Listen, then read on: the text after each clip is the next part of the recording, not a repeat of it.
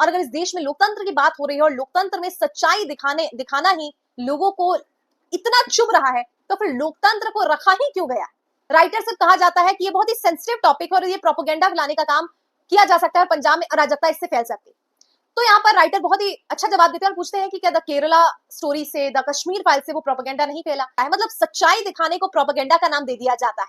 ये सिलेक्टिव सच्चाई Kerala story, Kashmir file से कैसे प्रोपेगेंडा से बच जाती है, ये समझ के बाहर। नमस्कार, मैं मेघा और आप देख रहे हैं रियल एक्सप्रेस। ZEE5 पर 3 जुलाई को एक फिल्म रिलीज होती है जिसके बारे में किसी को खबर नहीं थी, लेकिन अचानक उस मूवी को ZEE5 प्लेटफॉर्म से हटा दिया जाता है। कारण स्पष्ट नहीं है और ना ये बात बताई गई है कि इस मूवी को वापस कब लाया जाएगा। तो आखिर इस मूवी को क्यों हटाया गया, इसे जानने से पहले आपको समझना होगा ये मूवी किस बारे में है, कौन है इस मूवी के निर्देशक, इस मूवी के अभिनेता कौन है और इसे किस तरीके से राजनीति से जोड़कर देखा जा रहा है। फिल्म का नाम है सतलज। सतलज फिल्म ZEE5 पर बेशक ना हो, लेकिन इसकी लोकप्रियता इतनी रही है कि अब लोग इसे टेलीग्राम से डाउनलोड कर करके देख रहे हैं। ये मूवी दिलजीत दोसांझ जो अभिनेता है, गायकार है पंजाब के मशहूर, वो यहाँ पर इस मूवी के अभिनेता है और इससे डायरेक्ट की गई है। अब इसको लेकर डायरेक्टर जो है इनके हनी त्रेहान जो है वो इनके डायरेक्टर हैं और वो बता रहे हैं क्योंकि मूवी प्लेटफॉर्म से हट गई है, इसकी वजह से उन्हें भारी नुकसान झेलने को मिल रहा है। सबसे पहले आइए मैं आपको बताती हूँ ये मूवी किस बारे में। Human right activist Jaswant Singh Khalra, उनकी बायोपिक ये बताई जा रही है और इस मूवी का पहले नाम जो है पंजाब 95 था और पंजाब 95 से पहले भी इसका नाम जो है माफ कीजिएगा, घलूगरा, अगर मैंने प्रोनाउंसिएशन ठीक की हो तो ये रहा था। यानी 2 मर्तबा इस पिक्चर का नाम बदली की गई है। इसके टाइटल में 12 कट इनिशियली कहा गया था, लेकिन सेंसर बोर्ड ने 12 से बदलकर इसको 127 कट कर दी।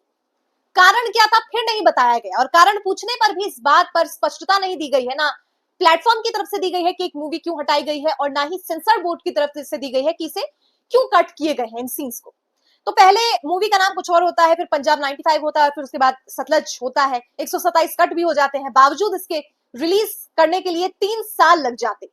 और क्योंकि जाहिर सी बात है इतने सारे कट के बाद अगर कोई भी नहीं चाहेगा कि उसकी पिक्चर ऐसे रिलीज हो तो लोग उसे देखेंगे, नहीं देखेंगे, देखेंगे तो उस फिल्म का क्या मतलब रह जाएगा, उसकी जो भूमिका है, उसका जो अर्थ है वो ना बदल जाए, उसकी सहजता, उसकी जो सिंप्लिसिटी है, उसकी जो ऑब्जेक्टिव है उसको रिस्टोर करने के लिए उसके साथ नाइंसाफी ना हो जाए, इसीलिए इस मूवी को चुपके से रिलीज कर दिया जाता है ZEE5 पर।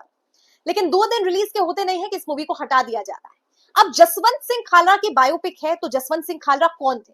दरअसल पंजाब में 1995 के दशक में बहुत से 1984 से 1994 के बीच में बहुत से अज्ञात लोग जो है उन्हें अगवा कर लिया जाता था या उन्हें कहा जाता था कि फेक एनकाउंटर हो गया है, ये एनकाउंटर हो गया है, जो कि एक फेक एनकाउंटर था और फिर उसे शमशान घाट में उनकी बहुत अज्ञात तरीके से जो है उनकी बॉडीज को जला दिया जाता था।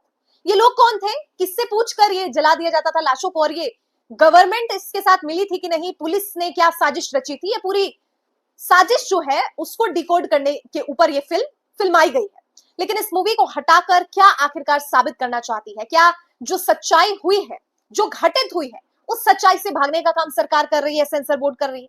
देखिए, इसको लेकर सबसे ज्यादा जो दुख है वो तो जाहिर से अभिनेता, डायरेक्टर, राइटर, वो सब लोग हैं जो तमाम इस मूवी को बनाने में जिनका समय गया है। 3 साल लगभग लगे हैं इस मूवी को बनाने में, उससे पहले 2-3 साल इस मूवी को लिखने में लगे हैं। राइटर से कहा जाता है कि ये बहुत ही सेंसिटिव टॉपिक है और ये प्रोपेगेंडा फैलाने का काम किया जा सकता है और पंजाब में अराजकता इससे फैल सकती है। तो यहाँ पर राइटर बहुत ही अच्छा जवाब देते हैं और पूछते हैं कि क्या द केरला स्टोरी से, द कश्मीर फाइल से वो प्रोपेगेंडा नहीं फैला?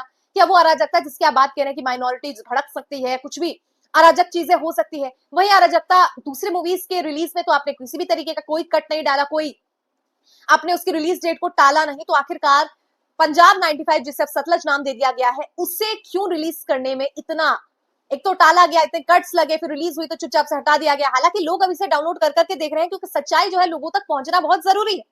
अब सोचिए, हॉलीवुड के एक रिपोर्टर ने इस मूवी को finest Indian film of the year कहा है, यानी इस साल की बनी हुई सबसे बेहतरीन फिल्मों में शुमार सतलज को बताया गया है। फिर भी इसे ये कहकर कि पंजाब में लॉ एंड ऑर्डर डिस्टर्ब हो सकता है, मतलब सच्चाई दिखाने को प्रोपेगेंडा का नाम दे दिया जाता है।